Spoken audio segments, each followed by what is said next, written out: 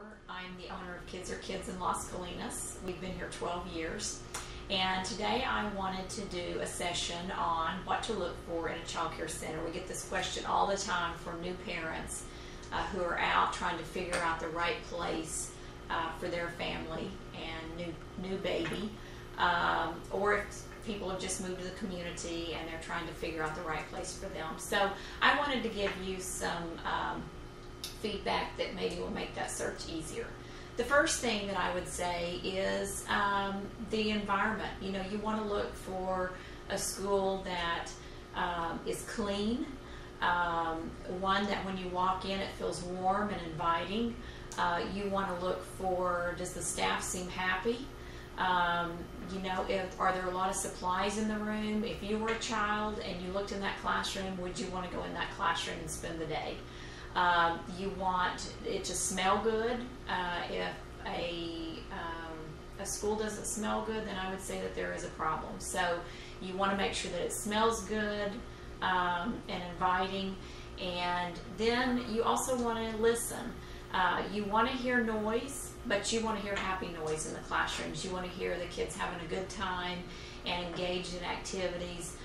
When you tour the school, you want to make sure that you see all different kinds of examples of the kids being engaged. Small groups, one-on-ones, large groups, but you do want to see a lot of interaction between the teachers and the children.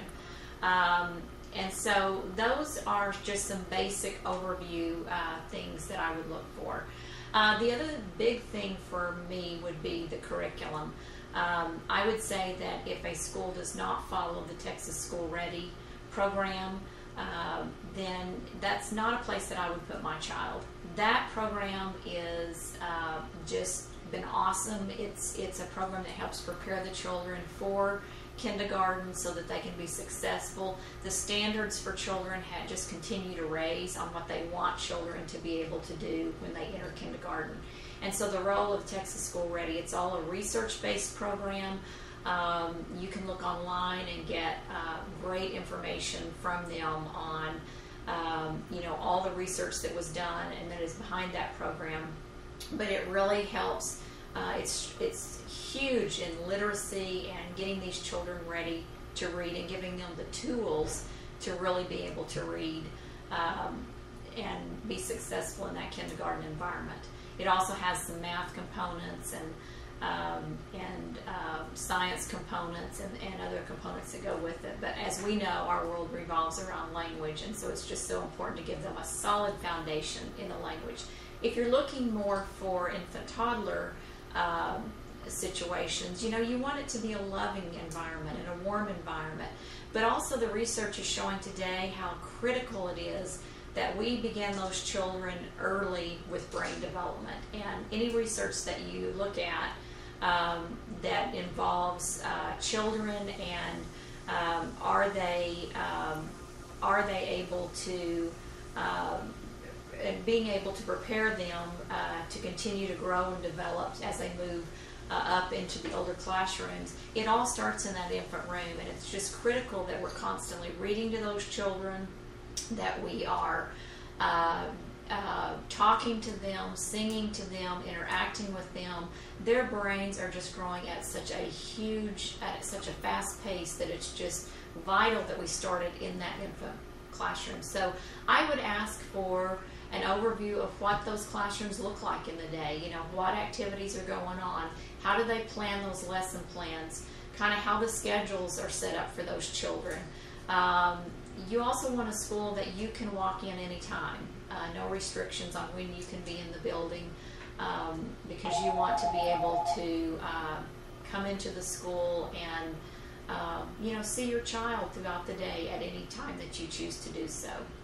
Another large area that I would really recommend that you look into is how your child will be assessed in the program. You want to find a program that continually assesses your child and looks at their growth and has a plan for their continued growth. And if you're in a school or you attend a school that does not assess, then you may get to kindergarten and realize that there are issues.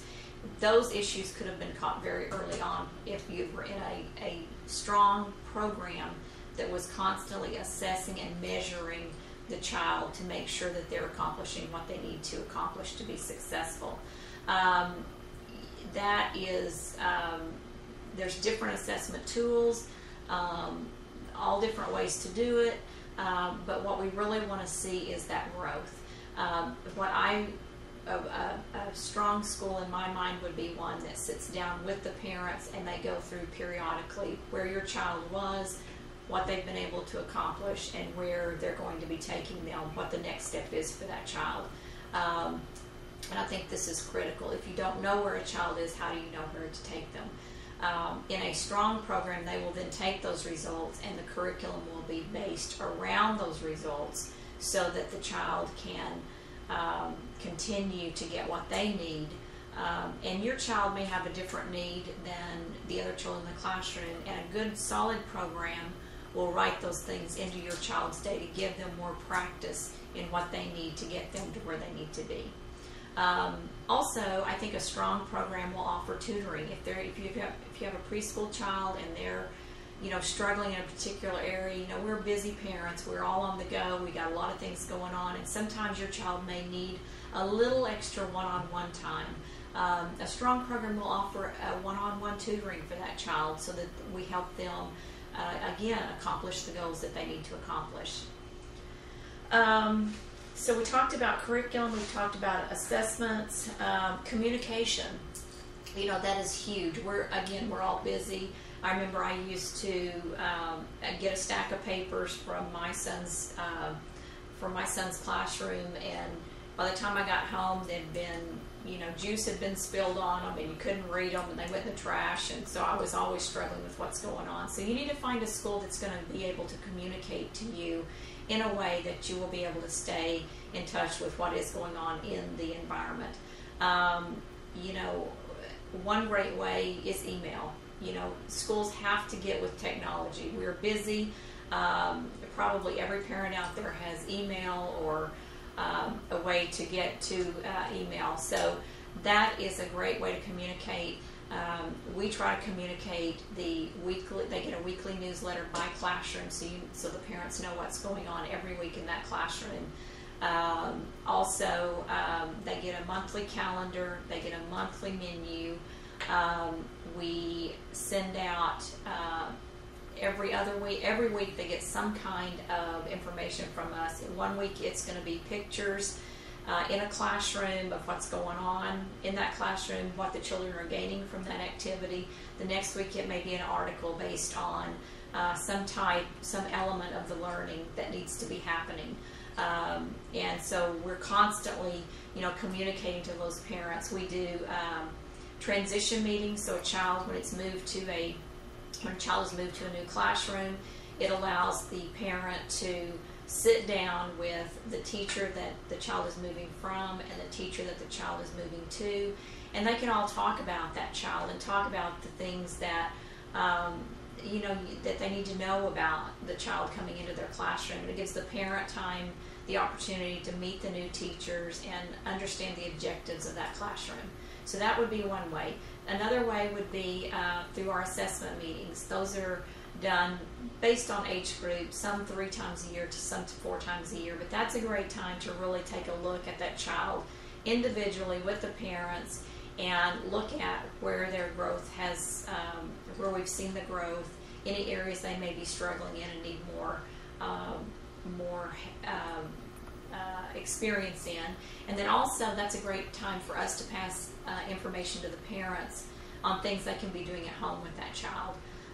So transition meetings, assessment meetings, and then also there should be an open door policy in that school that you can come in at any time and discuss concerns that you may have or just get questions answered.